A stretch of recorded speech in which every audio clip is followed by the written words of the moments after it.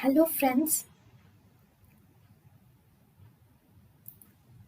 welcome to Creative Medicine. In this lecture, we will learn about. Hello friends, let us now learn some important uses of amiloride.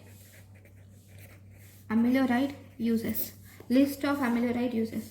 Amiloride uses, if you see, it causes, amiloride is used in edema or hypertension. It is used in combination with thiazide.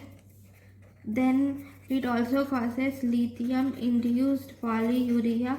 Why it is used in lithium induced polyuria because lithium blocks because this amiloride will block lithium transport. Then it is used in cystic fibrosis. How amiloride will inhibit the sodium absorption.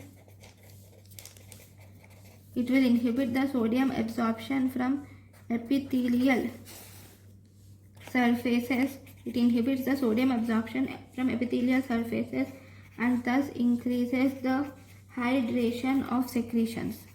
So it is used in cystic fibrosis. It is also used in Riddle syndrome, especially hyperactive epithelial sodium channel activity is reduced by amiloride in Riddle syndrome. Thank you for watching. Thank you and thank you for watching.